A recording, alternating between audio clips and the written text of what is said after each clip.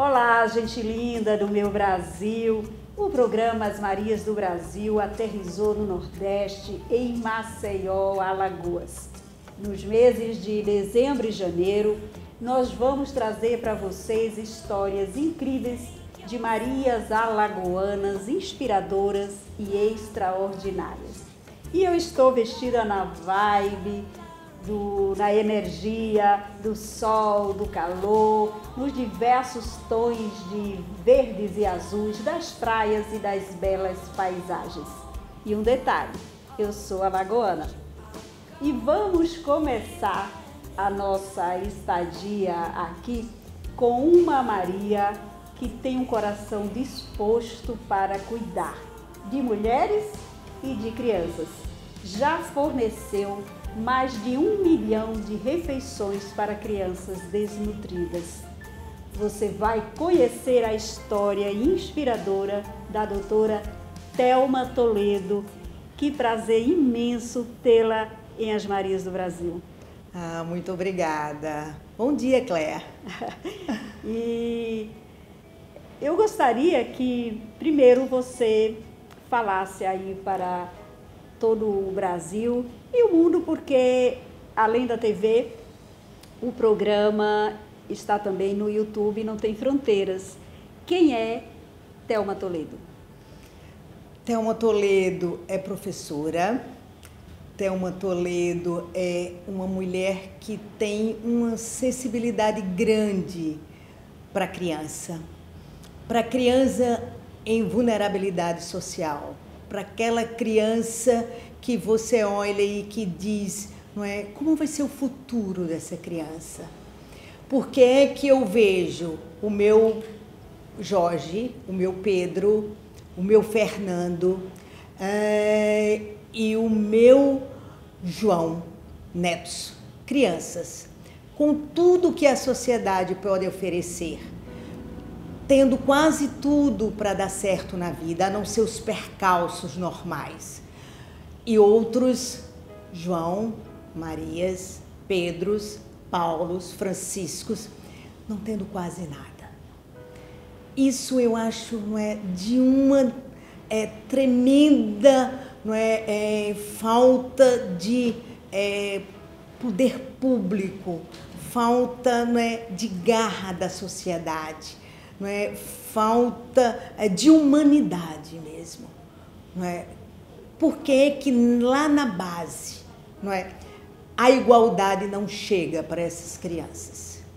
Por que que a gente não pode ser, não é, mais um pouco sensível para com essas crianças? Essas crianças não têm culpa de absolutamente nada, não é? Nós precisamos cuidar dessas crianças, porque não adianta, não é, mais tarde nós falarmos que precisa-se trabalhar, não é, precisa-se melhorar a qualidade das nações, se precisa produzir mais, se não se trabalhar a base. É verdade. Agora, você é pernambucana e alagoana, né? Ou seja, você disse que tem a alma alagoana. Você mora aqui há quanto tempo em Alagoas? Tenho realmente a alma alagoana. Eu moro aqui desde 82, não é? Há quase 40 anos, não é? Tenho 38 anos, então tenho uma alma alagoana. Eu estava vendo a sua história, né? Você é estudante ainda de nutrição, né? Você é nutricionista, doutora, né? Tem mestrado, doutorado, mas ainda estudante, quando você ouviu falar, né, nas crianças desnutridas, logo pensou numa forma de resolver o problema. O que, assim, aí você vê com vários projetos, né, até chegar ao centro de recuperação, que a gente vai falar nele. Mas, assim, em que momento, assim, o que tocou para você dizer assim, eu quero construir, fazer parte da construção de uma sociedade melhor? Eu acho que, não é, essa ideia ela vem comigo, não é, desde o início da universidade, quando a gente estudava a dieta básica regional.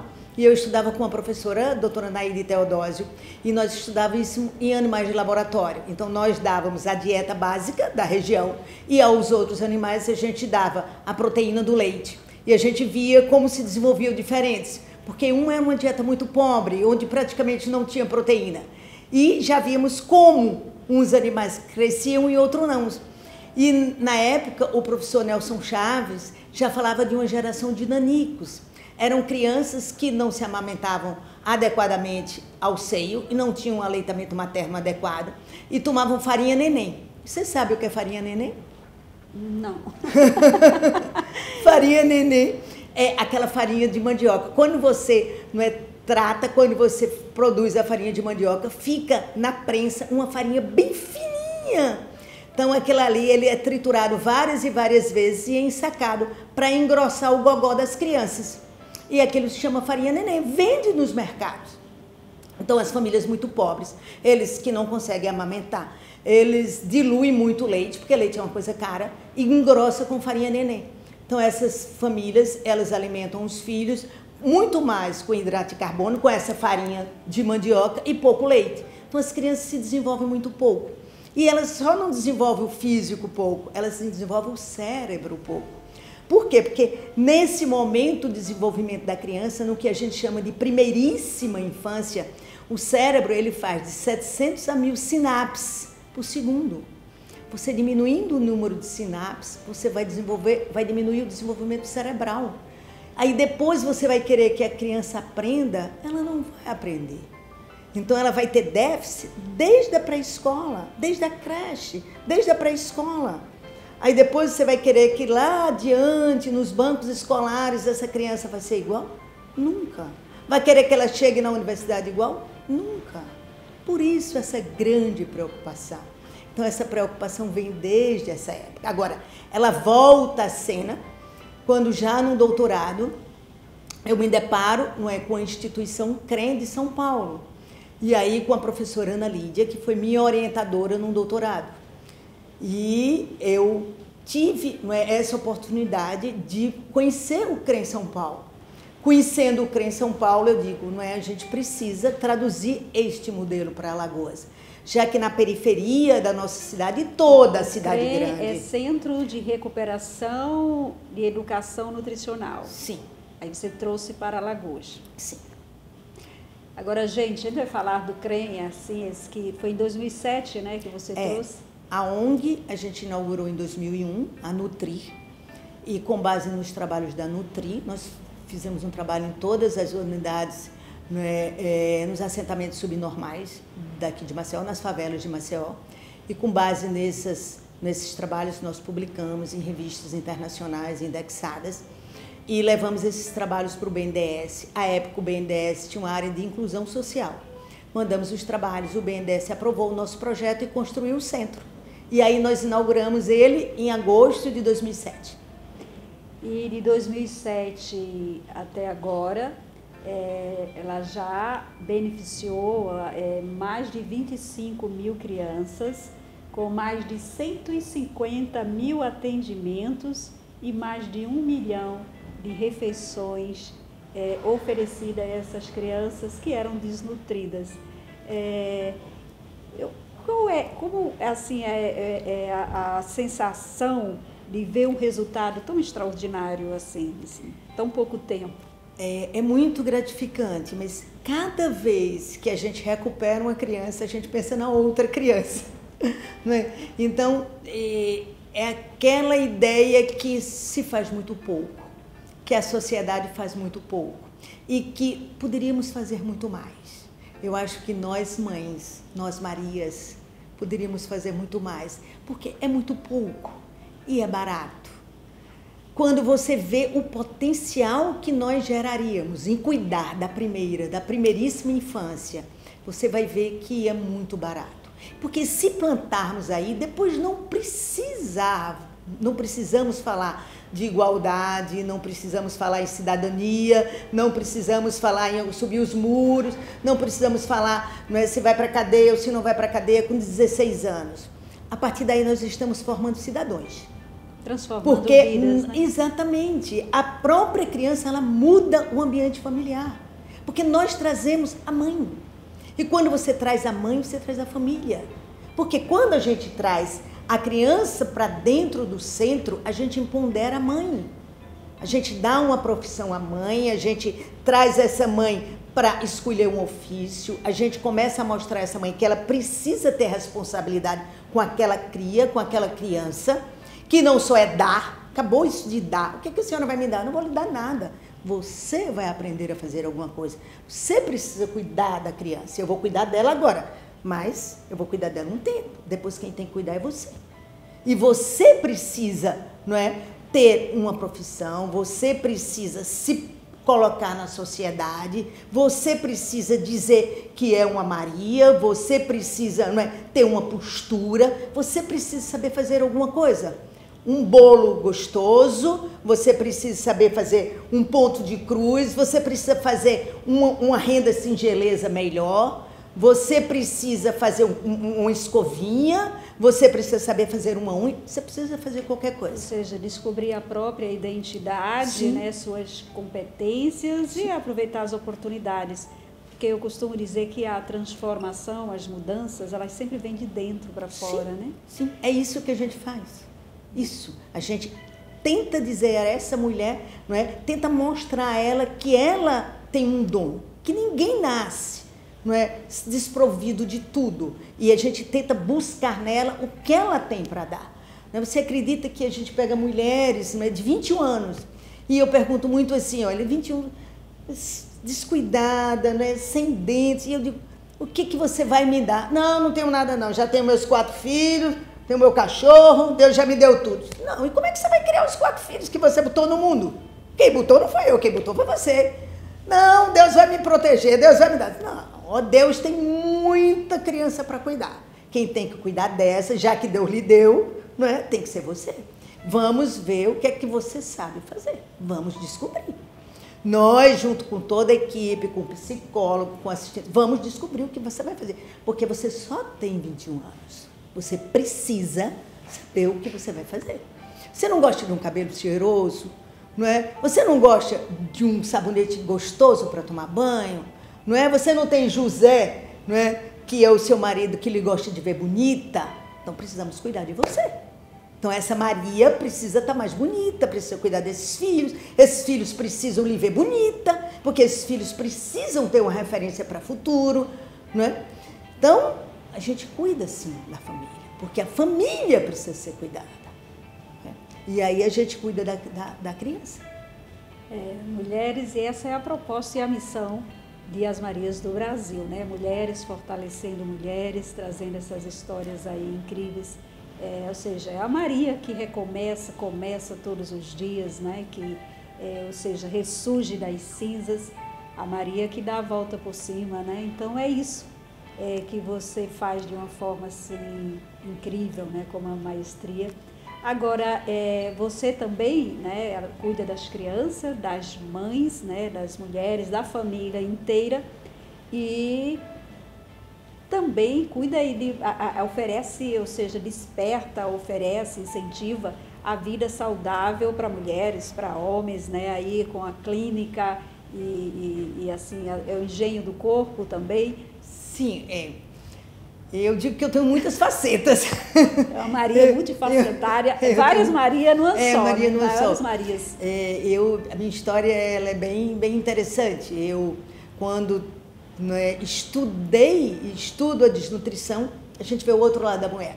Se a gente não trabalha a desnutrição na infância, o que é que acontece com essa mulher adulta? Ela grava no cérebro uma memória que ela precisa comer pouco, porque ela precisa sobreviver. Isso é tão forte que ela consegue mudar o DNA.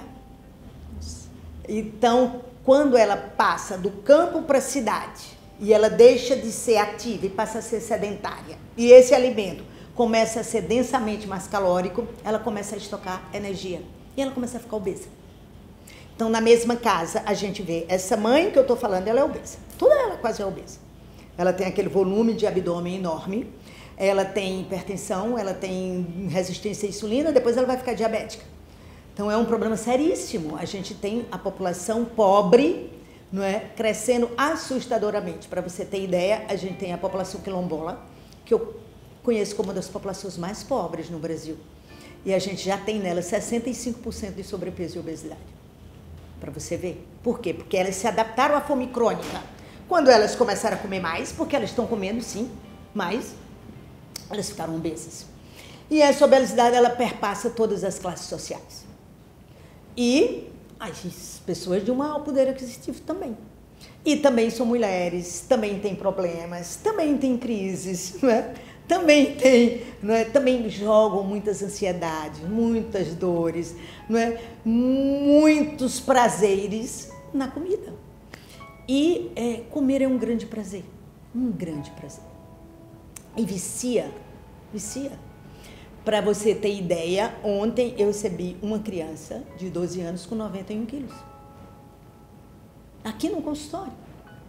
E eu digo, pai, mãe, não é? Por que isso? Não é? Vamos tratar todos. Aí vamos tratar também a família, não é?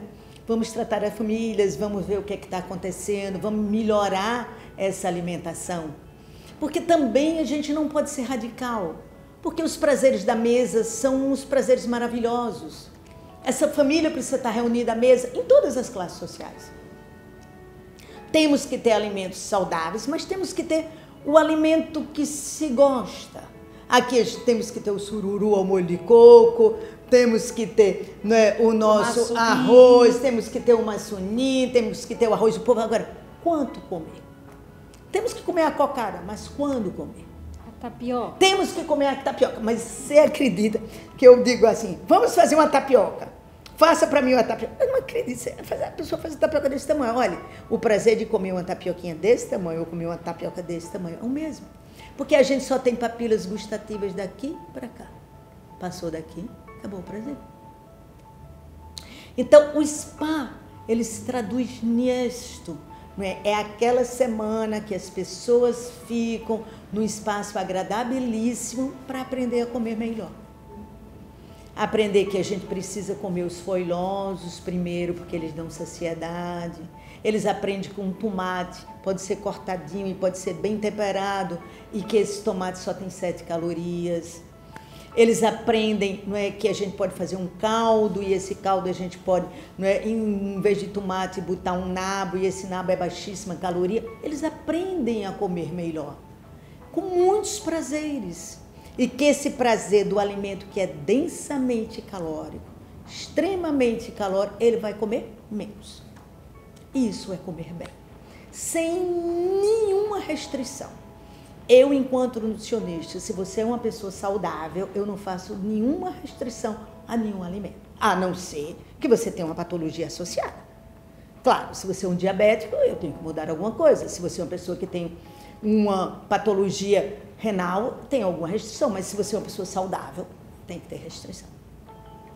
Então eu percebo que a Thelma, ela é nutricionista e faz também um pouco da psicologia, né?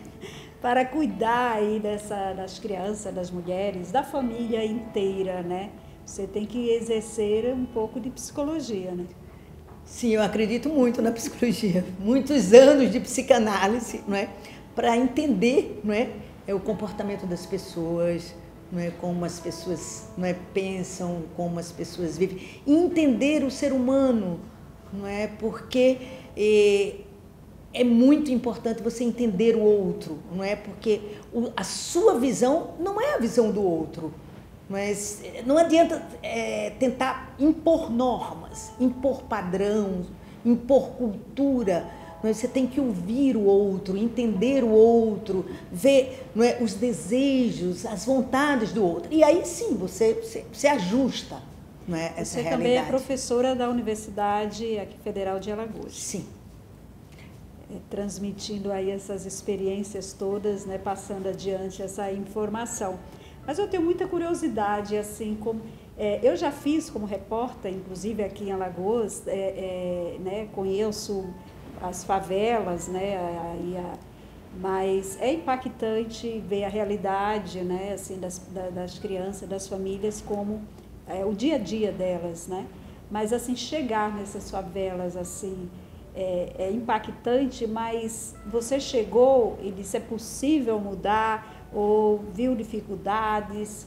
Como foi isso? É impactante até hoje. Até hoje eu me emociono quando você chega numa casa muito, muito humilde. Uma casa que não tem chão, que é chão batido, que não tem banheiro, que não tem água, né? Que as crianças não têm, às vezes, absolutamente nada para comer. Me emociona até hoje. A gente tem feito muita coisa, mas é muito.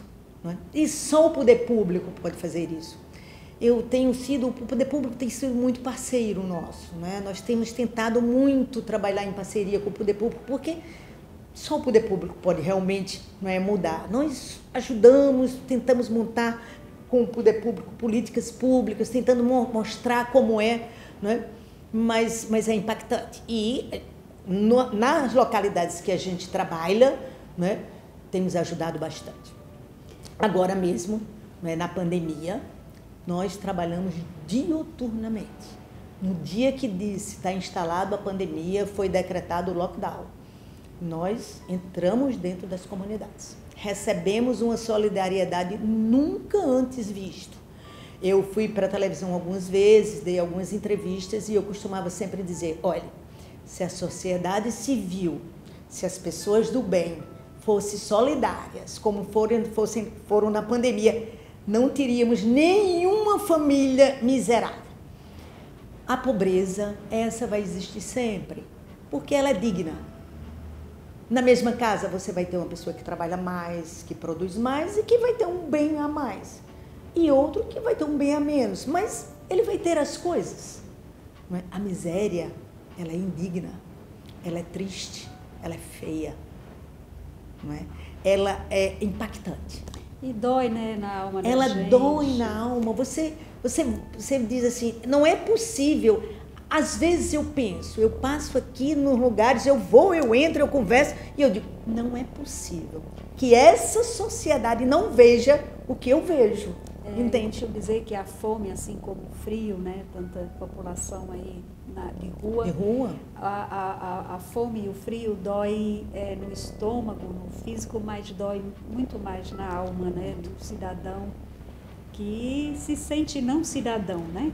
E imagine na criança, porque, veja bem, às vezes as pessoas fazem aquela opção, não é? Agora, Thelma, nesse tempo aí você trabalhando com essa população, né, os vulneráveis, a população pobre e miserável, alguma história que tenha te marcado mais?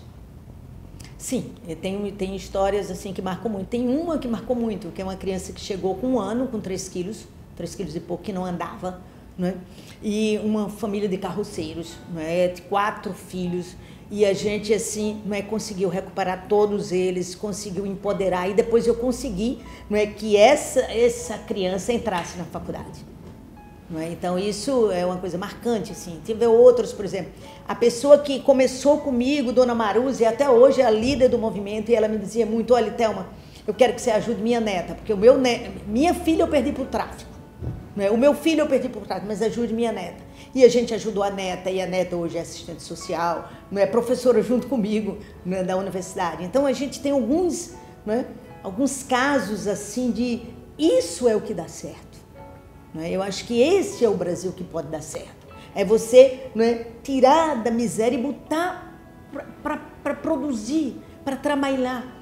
Não é? Eu sou apaixonada pelo trabalho, porque eu acho que o trabalho é o que dignifica o homem. Então, eu sempre digo às pessoas, olha, eu adoro quando se começa a 16 anos, tem que botar para produzir. Né? Estuda um horário e produz o outro. Tem que trabalhar, não pode ficar na rua. A história, o relato da Thelma me emociona. E eu costumo dizer, Thelma, que ninguém tem tão pouco que não possa ajudar alguém, né? Sim. Se nos dermos as mãos, se ajudarmos um ao outro, vamos ter sim uma sociedade melhor, com equidade, né? E assim com mais igualdade, e a comida na mesa de todos os brasileiros, todas as pessoas, né?